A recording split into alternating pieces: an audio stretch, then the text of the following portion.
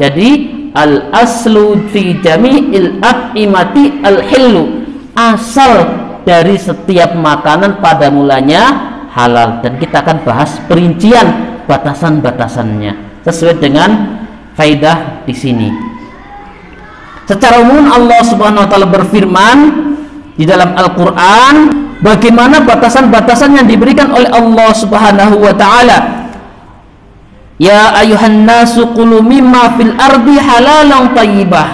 Wahai sekalian manusia, makanlah yang halal-halal lagi baik. Kata kuncinya adalah lagi baik. Ya. Jadi kita tidak perlu mencari mana dalil halalnya gorengan. Mana dalil halalnya soto ayam, tidak ada. Karena dia tidak mengandung mudarat.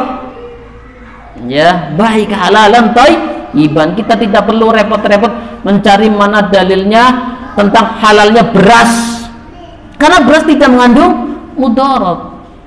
Ini halal yang baik, ya. Kemudian lagi, nah ini dia dalam ayat lain Al-A'raf 157, wa yuhillul lahumut thayyibat wa yuharrimu alaihimul khaba'is. Allah menghalal semua yang baik-baik. Nah ini tema sekalian, wa yuharrimu alaihimul khaba'is, dan mengharamkan bagi kalian al khaba'is yang buruk.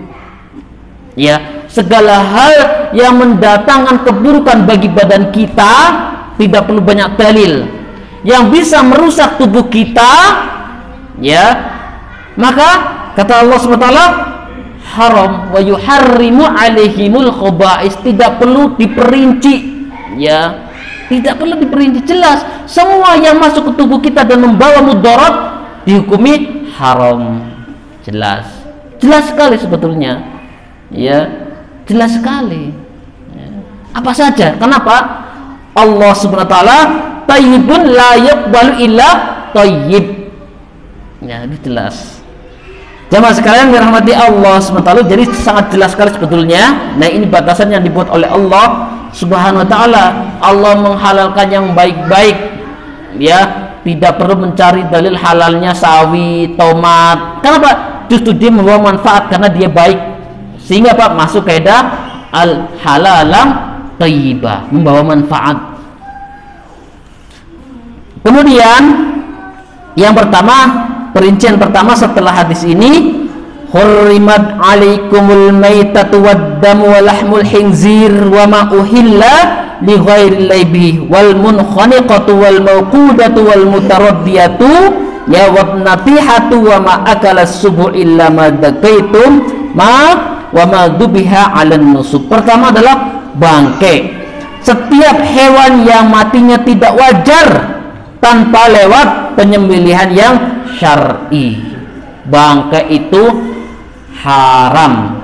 Misalnya kita di kebun, di hutan menemukan bangkai sapi, bangkai yang hewan halal, tapi karena dia sudah bangkai, maka itu haram.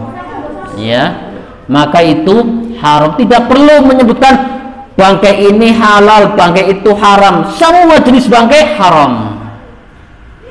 Semua jenis bangkai, sekalipun, ya, termasuk diantara bangkai adalah bagian nanti diperinci, ya, ada bagian anggota tubuh dari hewan yang hidup. Misalnya ada seekor sapi yang buntutnya lepas. Nah itu buntutnya itu masuk bangkai. Sekalipun sapinya masih hidup, bisa kecepit pintu truk atau mobil, ya, mobil baknya kecepit, ekornya putus, maka wah lumayan buat sop buntut. Nggak boleh, karena itu masuk bangkai. Ya, kita perinci al-munkhaniqah, hewan yang mati dalam keadaan tercekik, ya, haram. Ya, hewan yang mati dalam keadaan tercekik itu haram. Kenapa? Dia tidak melalui penyembelihan yang syar'i, ya, turun dari truk, diangkut, kecekik talinya itu ngikat leher, mati, maka dagingnya haram. Namanya al-munkhaniqah. Kemudian al-mawqudah, hewan yang mati karena dipukul dengan tongkat atau selainnya. Nah ini di luar negeri saya pernah nonton videonya. Jadi dengan alasan peri kehewanan, ya dalam rangka hak asasi hewan, dia tidak menyembelih sapi tapi apa, disetrum, dipukul, haram.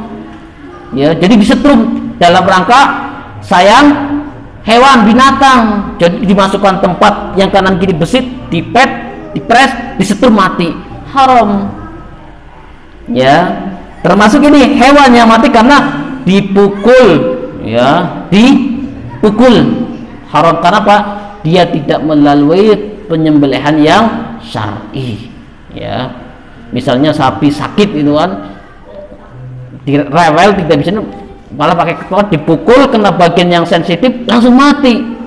Nah, itu haram, namanya al-mauqudah. Kemudian al-mutaraddiyah, hewan yang mati karena jatuh dari tempat yang tinggi, misalnya ada kambing, ya sapi atau kerbau jatuh di tebing, ya, dan tidak bisa diselamatkan, tidak sempat disembelih, maka ini haram. Tapi kalau masih bernyawa dan masih sempat disembelih, halal.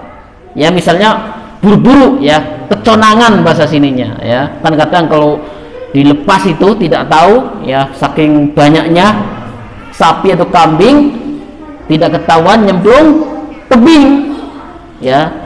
Nah, ketahuan sudah mati, itu haram. Tapi kalau ya keconangan, masih bergerak-gerak, masih bisa baik hidup, langsung sembelih, sempat disembelih, ini halal. Ya. Tapi kalau benar-benar tidak ketahuan kapan nyemplung tebingnya, pas ketemu sudah mati, haram. Ya. Ini haram. Kemudian an-natihah, hewan yang mati karena ditanduk, ya, atau diterkam binatang buas. Kemudian jemaah sekalian rahmati Allah SWT, bangkai yang halal kemarin sudah disinggung, ya.